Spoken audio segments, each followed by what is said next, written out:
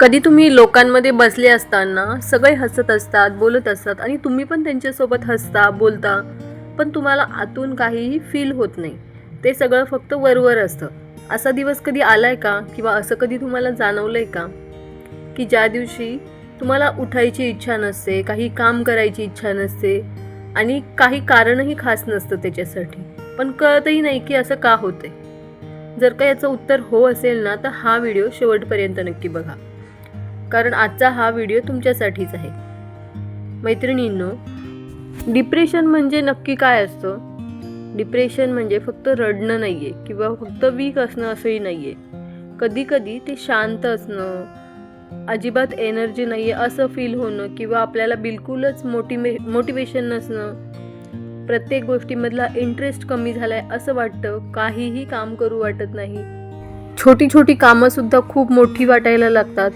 आणि सगळ्यात वाईट गोष्ट म्हणजे स्वतःलाच आपल्याला समजत नाही की आपल्याला काय होते.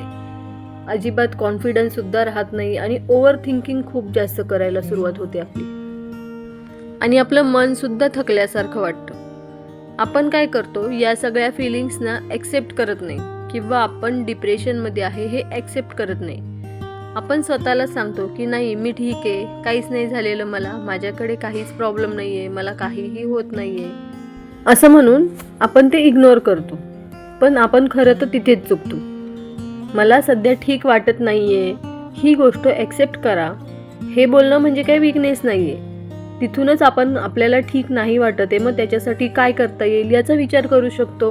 पण जर का आपण ॲक्सेप्टच केलं नाही आणि तसंच राहिलो तर त्याच्यामध्ये कोणतंही सोल्युशन आपल्याला मिळणार नाही. सगळ्यात महत्त्वाचं म्हणजे स्वतःला जज करणं थांबवा. डिप्रेशनमध्ये सगळ्यात जास्त डॅमेज कोण होतं माहिती आहे? जेव्हा आपण स्वतःला निगेटिव्ह गोष्टी बोलतो. म्हणजे जसं की मी खूप लेझी आहे, मी युजलेस आहे, मला काहीच काम व्यवस्थित येत नाही, किंवा मग माझ्याकडून काहीच काम पूर्ण होत नाही. इमॅजिन करा की एखादी तुमची फ्रेंड आहे आणि ती असंच वागत आहे, तर तुम्ही तिला डायरेक्टली बोलाल का या अशा गोष्टी की तू खूप युजलेस आहे किंवा तुला काहीच येत नाही? नाही बोलणार ना. तसंच आपण स्वतःलाही असं नाही बोलायला पाहिजे. कधी कधी आपल्याला पूर्ण रेग्युलर रुटीन फॉलो करायला नाही जमत, ते इम्पॉसिबल वाटतं. पण मग आपण ते पूर्ण फॉलो केलंच पाहिजे दररोज असं नाही आहे. एखाद्या दिवशी पूर्ण घर साफ करण्याऐवजी फक्त एखादं टेबल साफ करा. पूर्ण 1 तास जर तुम्ही वर्कआउट करत असाल आणि तुम्हाला मन होत नसेल तर फक्त 5 मिनिटासाठी बॉडी स्ट्रेच करा. पूर्ण डे पॉझिटिव्ह जरी नाही गेला तरी पण चालेल, पण एखादी गोष्ट जी पॉझिटिव्ह तुम्ही पूर्ण दिवसात करूच शकता. डिप्रेशन हे तुमचं एनर्जी कमी करतं, पण कम्प्लिटली काढून नाही घेत.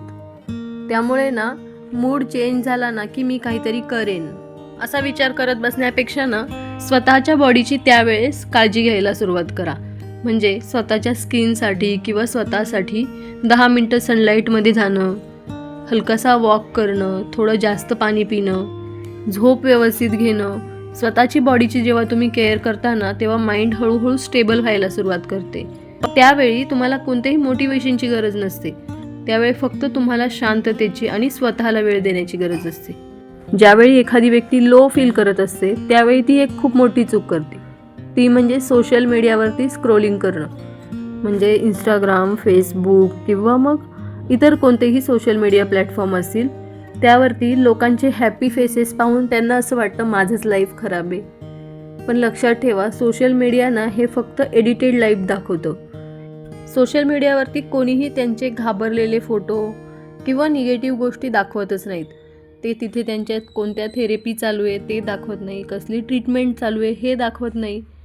पण आपण त्यांचे जे हॅपी फेसेसवाले फोटो बघतो आणि तेच स्वतःशी कंपेअर करतो आणि आपलं डिप्रेशन अजून वाढवून घेतो. म्हणूनच जेव्हा पण तुम्हाला असं लो फील होत असेल ना, तेव्हा सोशल मीडियापासून लांब राहा. सोशल मीडियावरती वेळ घालवणं थांबवा. मैत्रिणींनो, डिप्रेशन ना एक सायलेंट किलर आहे. म्हणजे तुम्ही बाहेरून नॉर्मल दिसता पण आतून हेवी झालेले असता. तुम्हाला खूप काही बोलायचं असतं, पण कोणाशीही जेव्हा तुम्ही बोलायला जाता तेव्हा तुम्हाला अनकम्फर्टेबल वाटतं. पण अशा वेळी तुम्ही ट्राय करा की कोणाला तरी तुमच्या मनातल्या गोष्टी सांगता येईल. आपल्या एखाद्या जवळच्या व्यक्तीला आपल्या मनातल्या गोष्टी सांगा.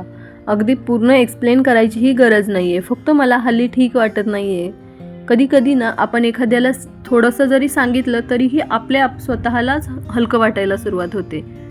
कुणीतरी तुमचं ऐकून घेतल्यामुळे तुम्हाला स्वतःला आतून छान वाटायला लागतं, पॉझिटिव्ह वाटायला लागतं.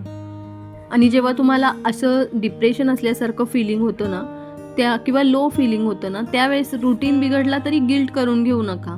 कारण की तुमची झोप, तुमचं खाणं, तुमचं काम यात कशातच तुमचं मन नाही लागत आणि मग ते सगळंच अपूर्ण राहतं. आणि याचंसुद्धा तुम्हाला गिल्ट सुरू होतं की आता माझं एवढं सगळं राहिलं आहे काम, किंवा मला झोप येत नाही आहे, किंवा मग छोट्या छोट्या गोष्टींचंसुद्धा तुम्ही मोठं टेन्शन घ्यायला सुरुवात करता. आणि जर का ही अशी फिलिंग तुम्हाला सतत होत राहतीये, म्हणजे 2 ते 3 आठवड्यांपेक्षा जास्त दिवस होत असेल ना, तुम्हाला होपलेस वाटत असेल, खूप रडू येत असेल, तर तुम्ही प्रोफेशनल हेल्प घ्यायला हवी. म्हणजेच काय, तर तुम्ही काउन्सिलिंग करून घ्यायला हवी स्वतःची. थेरपी म्हणजे काही विकनेस नाही आहे, तो एक सपोर्ट आहे तुम्हाला स्वतःची आयडेंटिटी परत मिळवून घेण्याची. तर तुमचं नेचर नाही आहे, तर तुम्ही ही गोष्ट लक्षात ठेवली पाहिजे की ही एक फेज आहे आणि ती हळूहळू निघून जाईल. जर का तुम्ही हा व्हिडिओ आता ऐकत असाल आणि तुमचं मन खूप थकलेलं आहे असं तुम्हाला वाटत असेल ना, तर एक काम करा, एक डीप ब्रीथ घ्या, म्हणजेच दीर्घ श्वास घ्या शांत बसून. आणि अजूनही तुम्ही इथे आहात, म्हणजे तुम्ही स्वतःसाठी काहीतरी प्रयत्न करत आहात, स्वतःला नॉर्मल करण्याचा प्रयत्न करत आहात. याचाच अर्थ तुम्हाला परफेक्ट होण्याची काहीही गरज नाही आहे किंवा स्ट्रॉंग दिसण्याची पण गरज नाही आहे. फक्त आज स्वतःची काळजी घ्यायला सुरुवात करण्यासाठी एक स्टेप घेण्याची गरज आहे. त्यामुळे दिवसभर जास्त पाणी पिण्यावर लक्ष द्या, शांत मोकळ्या हवेत जा, बाहेर बसा आणि बस एवढंच लक्षात ठेवा की तुम्ही वीक नाही आहात, थोडेसे थकलेले आहात आणि सगळ्या गोष्टी पुन्हा नॉर्मल होणार आहेत. मैत्रिणींनो, आजचा जर का हा व्हिडिओ तुम्हाला आवडला असेल, तुम्हाला याच्यामधून थोडीशी पॉझिटिव्ह एनर्जी भेटली असेल, तर व्हिडिओला लाईक करा आणि चॅनलला सबस्क्राईब करा. पुन्हा भेटूया अशाच एखाद्या छानशा विषयासोबत. तोपर्यंत श्री स्वामी समर्थ.